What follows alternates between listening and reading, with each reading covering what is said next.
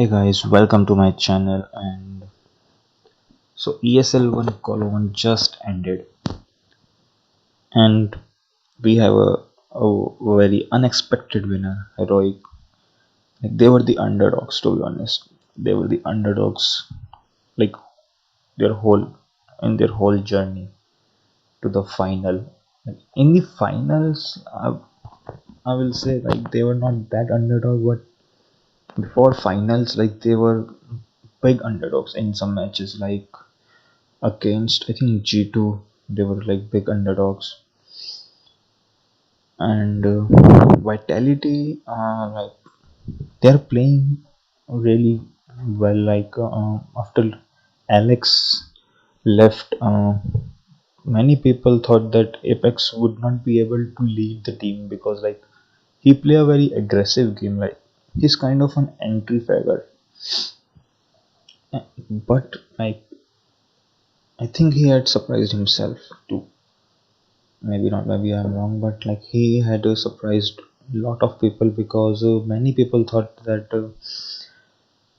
Vitality will not be able to, they will not be able to play that good uh, under Apex's captaincy. But like he's leading the team really well. Everybody's playing good game, and Visuta is like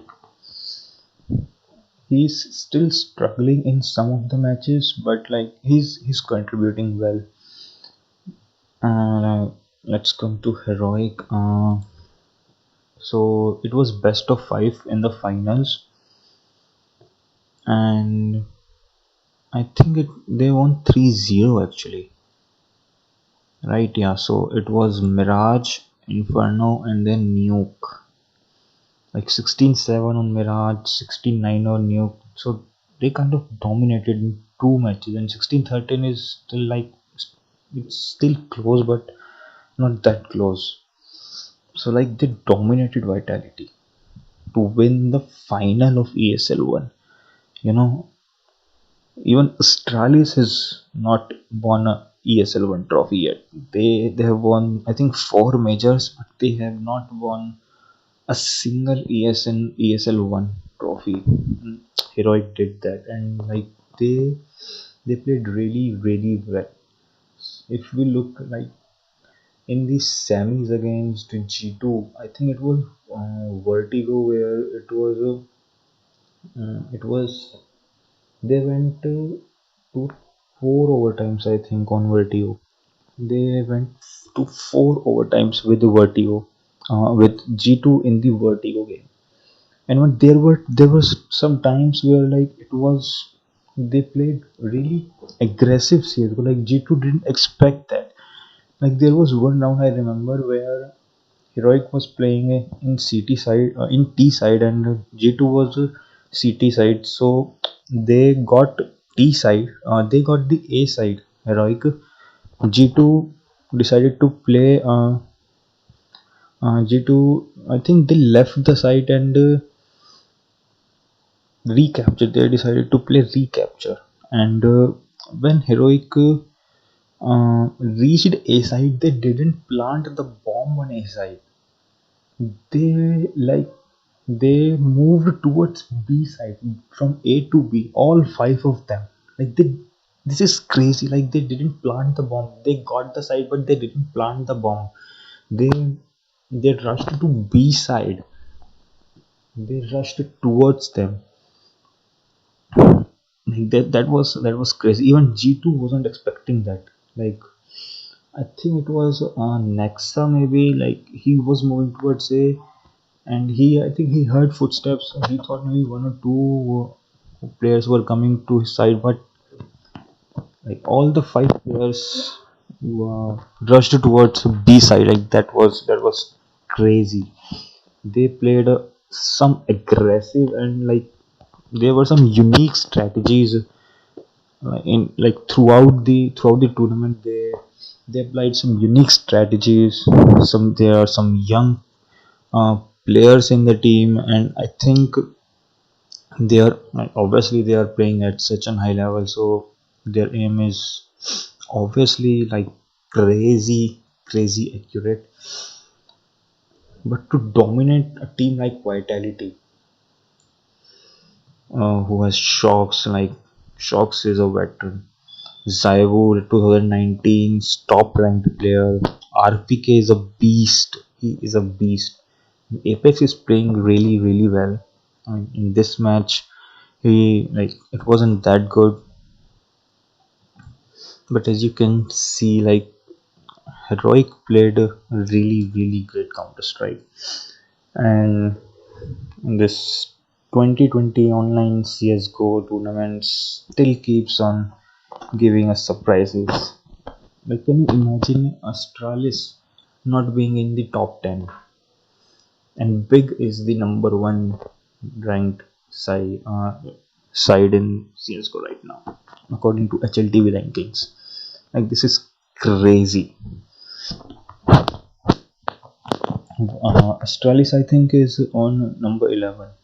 I mean, they had their hiccups in 2020, like Gleven Zipniks went on leave now. I think they then were replaced by Jugi and Snappy, but then they were both released, and now Astag and Popsky have joined Starlist. They are still in, like, they still have to build that coordination with all of the teams, so it's still a difficult task. And EU is like the most difficult. They had the most difficult servers. They had the best talent in CS:GO right now. And so for online CS:GO, there are, I think it's divided into 3 4 regions now. One is North America, then Europe, then I think Asia, and then one is, I think, Australia and New Zealand. So in North America, EG and Liquid were the teams in the final, and EG outlasted Liquid, I think, 3-2. They won 3-2. I think all the five maps were played. Let me see. So Liquid has had some changes in the recent past. Nitro left the team, and then Adrian got replaced by Moses, and now Stewie Tuke is the IGL for the team Liquid. I think he didn't perform that well in the finals. He himself tweeted like, "I suck." I mean, it just one match. But it's the final, so I think it stings a lot more than the normal matches. But yeah, he didn't play up to the standards that he had set for himself in the past. So that was. But I think like they're still in their regrouping phase. Like they are still in their rebuilding phase. Team Liquid. So to reach the final is still a big feat. So these are the matches. So first map was Nuke. It went to overtime, and EG won 1916. Then Liquid on Vertigo 16-9. I mean, Liquid is, I think, one of the best teams on Vertigo. Then Inferno 12-16, Mirage 16-6, Dust 2 12-16 in the favor of EG. So all the five maps were played. So it wasn't like a dominated performance by EG, but yeah, they won majority. So it was 3-2. So it came down to the last map. So it was a good final to have, for the audience. It was a great final to have. These are the prize money.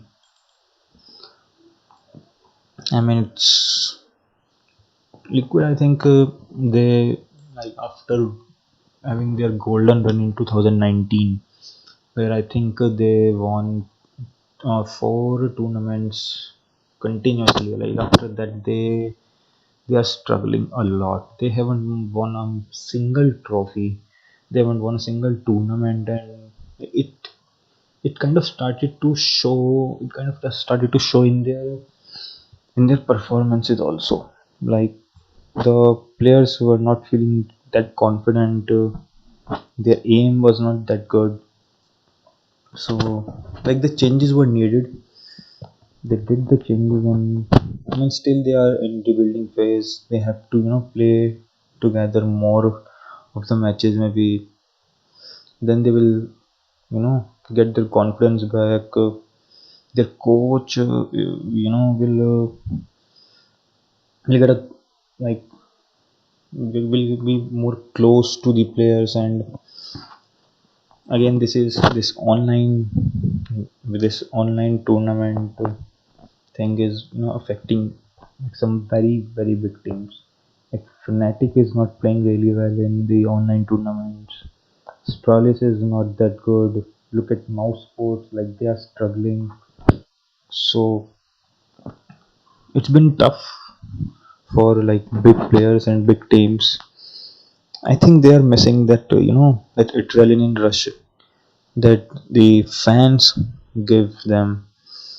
Uh, like the excitement they get in the clutches when fans are shouting their names, when fans are cheering. I think they get that motivation from the fans to play better games. Now they are playing from their living rooms or their boot camps, and there are no fans around them. So I think it is a little difficult. It has been a little difficult for big players because they are used to that, those arenas, those big filled arenas, jam packed arenas. That's why I think these big players and big teams are struggling a little bit. But yeah, it is what it is. These are, the new normal. You have to adapt with these conditions. But the thing that I don't like is, the region that now all the tournaments are divided into regions. North America different region, Europe different region. Like Europe is the only, Europe has all the talent. Like North America doesn't have that much teams, and there are only two three big teams. And like Asia and Australia and New Zealand, they don't have that many good teams. So Europe has the best teams. So I think the most exciting one is Europe, but